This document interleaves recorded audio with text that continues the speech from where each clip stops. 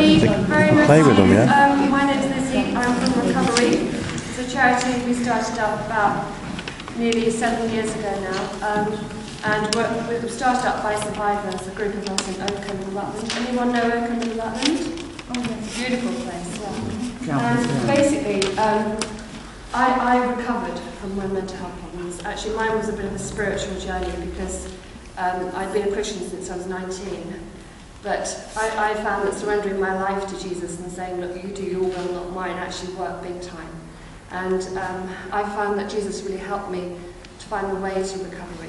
And it just was fantastic because when I turned to Jesus, I said, what can I do to recover?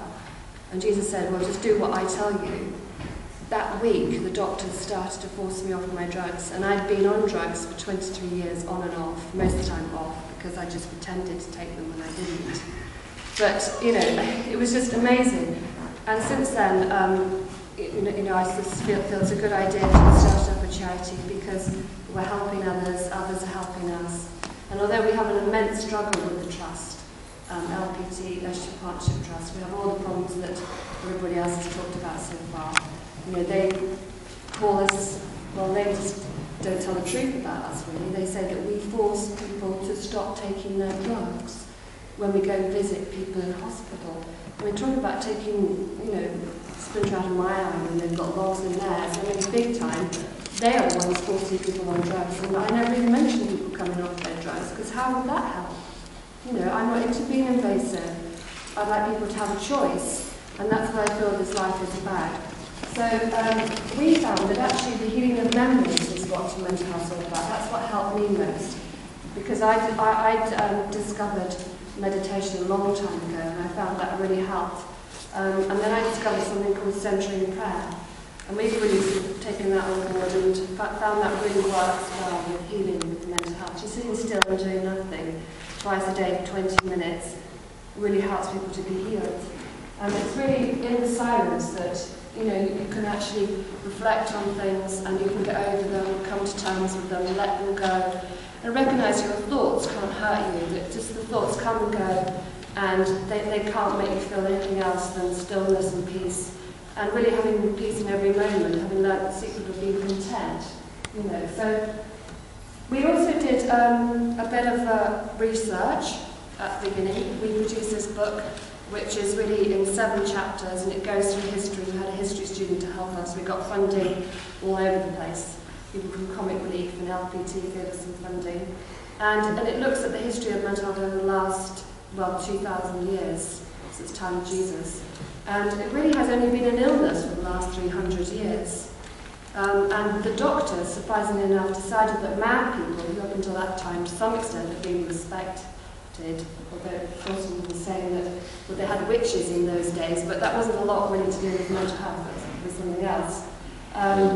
But the doctors decided because they'd healed the lepers in the Western world, maybe they could heal mad people. But mad people, they didn't want to be healed, they didn't feel they were ill, so the Great Confinement started. So quite honestly, if doctors then had been a bit more patient and let people have choice and free will, things would have been a lot different. We wouldn't have had all this torture and bullying, discrimination and stigma. So our main aim in our charity, I feel we're the only charity in England doing this, is campaigning against compulsion. We feel that the main problem with the mental health system is people being forced on drugs and in hospital against their will. But anyway, have a look at this book if you're interested. And also other 2 books which I'll talk about in a minute. Okay. So really we feel that it's not an illness, it's more of a way of coping. And if people are given the opportunity, we could all feel much more accepted and be much more positive within friends and family as they're going through this traumatic time. And we feel that the bullying would stop if they agreed that everybody could be voluntary. 75% of people are voluntary now. I don't know whether you knew that, but Leicester has apparently got the worst statistics for voluntary patients. Probably something to do with interfaith and cultural differences. But, this vast improvement to what it was like 1975 when I was first sectioned. Everybody in the hospitals, Andrews and Northampton, as people might know it, was sectioned, and it's much better nowadays when most people can be voluntary. So this is our chairperson, our charity, and we use creative therapies as a way to healing. So it's available to everybody. They don't have to be, sort of told by their doctor to come to us or anything. We do on Tuesday. We have art therapy. We go into schools. We do wellbeing assemblies. We do jewellery workshops and poetry. Creative writing is brilliant. That's what helped me first of all. That's a very non-invasive way to help you. But like talking therapies, that's still quite difficult if you've had a very traumatic life, as I have. I won't go into details about my life. I've written about it. We're making a film about it, but along with other survivors, 5 other survivors. And that helps you to let go of it all. That's a great way to recover.